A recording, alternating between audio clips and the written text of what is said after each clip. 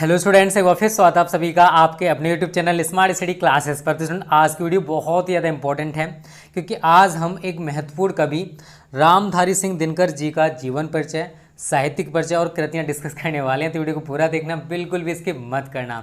Hello students, तो आप सभी के लिए गुड न्यूज़ है स्टूडेंट्स, क्योंकि नून पर आप सभी के लिए लॉन्च हो चुका है बच्चों पीसीएमबी कोर्स, वो भी एनसीईआरटी बेस्ड। चाहे आप यूपी बोर्ड से हो, बिहार बोर्ड से हो, एमपी बोर्ड से हो, किसी भी हिंदी बोर्ड से हो बच्चों, ये सभी बच्चों के लिए कोर्स स्टार्ट हो चुका है 30 अगस्त से।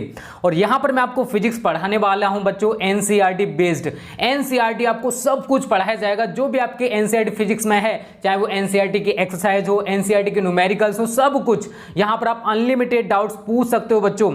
डेली इंटरेक्टिव लाइव क्लासेस होंगे शाम को 6 बजे और हाई क्वालिटी नोट्स आपको मिलने वाले हैं, वो भी फ्री ऑफ कॉस्ट। 1 रुपया आपको नहीं देना है बच्चों, सब कुछ यहाँ पर फ्री ऑफ कॉस्ट आपको मिलने वाला है।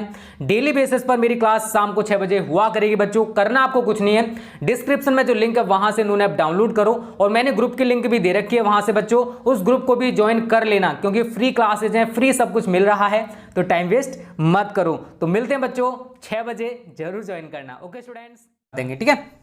तो स्टूडेंट देखो, सबसे पहले अगर मैंने आपको तो कई बार बता चुका हूँ कि जो भी कवि या लेखक का जीवन परिचय या साहित्यिक परिचय पूछा जाता है तो देखो अब पहले से अलग पूछा जाता है। अब जो क्वेश्चन पूछा जाता है उसमें साहित्यिक परिचय और कृतियाँ हमें बतानी पड़ती हैं, लेकिन अगर आप उसका थोड़ा सा जीवन परिचय भी बता दोगे तो भी स्टूडेंट आप पर कोई असर नहीं पड़ेगा, लेकिन एग्जामिनर पर इसका बहुत ज़्यादा असर पड़ेगा।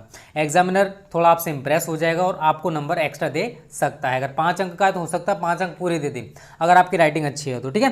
तो स्टूडेंट को रामधारी सिंह दिनकर का जो जन्म है वो बिहार प्रांत के सिमरिया जिला बेगूसराय, प्रांत कौन सा है? सिमरिया है, जिला कौन सा है? बेगूसराय, पुराना जिला मुंगेर में सन 1908 ईस्वी में हुआ था, ठीक है। आगे शिक्षा इन्होंने बीए तक शिक्षा ग्रहण की, मतलब कितने एजुकेट थे?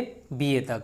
और इनकी जो डेथ है स्टूडेंट वो 24 अप्रैल 1974 ईस्वी में इनका निधन हो गया, इनकी डेथ हो गई।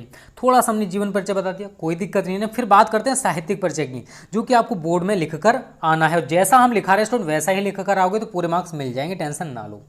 तो देखो, रामधारी सिंह दिनकर छायावादोत्तर एवं प्रगतिवादी कवियों में सर्वश्रेष्ठ कवि थे। छायावादोत्तर और प्रगतिवादी कवियों में सर्वश्रेष्ठ कवि थे। दिनकर जी ने राष्ट्र प्रेम, लोक प्रेम आदि विभिन्न विषयों पर काव्य रचना की। किस किस पर? राष्ट्र प्रेम के ऊपर, लोक प्रेम के ऊपर। इन्होंने बहुत सारे विषयों पर काव्य रचनाएं की थी, रचनाएं लिखी थी। इन्होंने सामाजिक और आर्थिक समानता और शोषण के खिलाफ कविताओं की रचना की।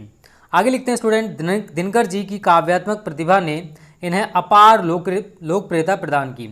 दिनकर जी की राष्ट्रीय भाव पर आधारित कविताओं ने जनमानस को सर्वाधिक प्रभावित किया। जनमानस को हम ले आते हैं ना, मनुष्यों को।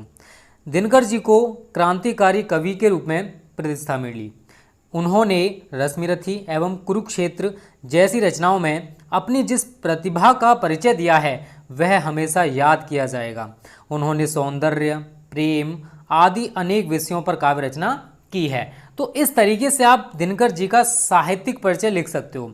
बहुत सारे बच्चे कमेंट्स करते हैं कि सर क्या इस पे पूरे मार्क्स मिलेंगे? तो पूरे मार्क्स मिलेंगे, टेंशन ना लो।